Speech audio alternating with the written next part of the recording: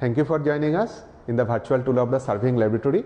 I am Dr. Tapas Karmakar, working as an associate professor in the civil engineering department, and I am the faculty in charge of this laboratory. I will guide you for this tour. Now, to start with, whenever the students enters into this lab, basically this is not a lab, this is a store. We store the equipments which is used for surveying, and after receiving the instruments, students directly go to the field and they start their work there. Now, this video is planned to divide into two parts. One part is to show the store, how we are keeping the equipments and all, and the second part we will go to the field and we will show that how the students utilize these instruments. Premises actually is basically lying in between C and D block, and this is this position of this surveying lab.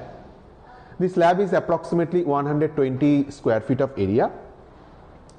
Now, as the student enters into the lab, they are instructed to follow the safety guidelines as issued by this government and the agencies, like they have to maintain the minimum distances, they have to wear the mask, they have to sanitize their hands, and etc. Now, the students basically they come around 25 in numbers, and out of that around 8 in each groups they are again subdivided, and for that whenever they come to this one, so not more than 7 to 8 students are coming at the same time. Now, these are the display board where we displayed the list of the equipments. What we have, like we have the analog theodolite, digital theodolites, auto level, total station, DGPS, handheld GPS, flatbed scanner, plane table with accessories, prismatic compass. Then this lab is actually is used by undergraduate civil engineering students of 4th semester. The subject name is UC 403 survey. These are the list of the equipment experiments what the students perform in the field. There are the major consultancy projects which is handled with the help of these instruments of this laboratory. Then these are the faculty and lab persons who are involved for this work. Now, next we follow the safety equipments. First, the students are also issued the safety instruments. There are the first aid kits are also being present. There are the firefighting instruments are also there for the safety of the students. Then the students are issued these jackets as well as the helmets. Basically, these are used by the students who are directly involved in the traffic related areas where they are conducting the survey, as well as when the students are utilizing the ranging rod, which is a very long one, which is which there is a safety issues are there. So for those cases, the student use these helmets.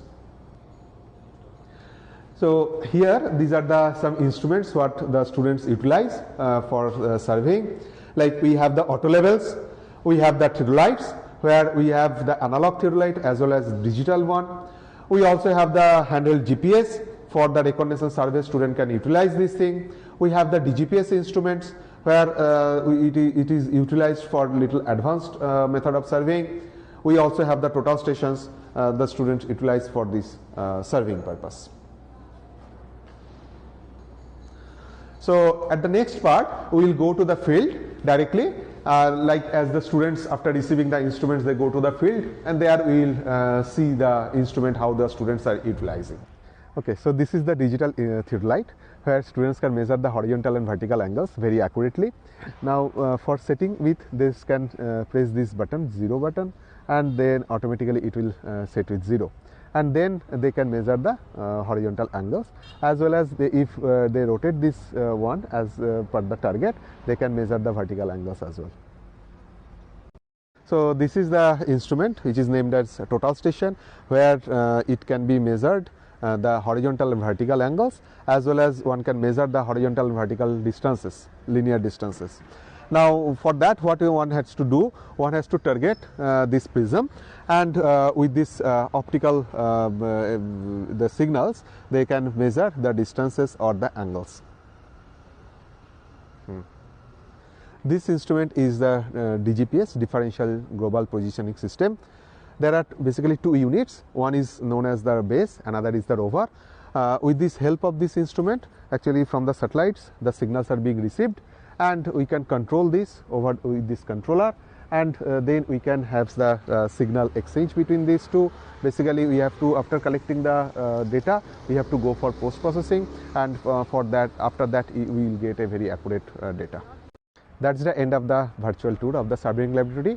Thank you for being with us. Have a great day.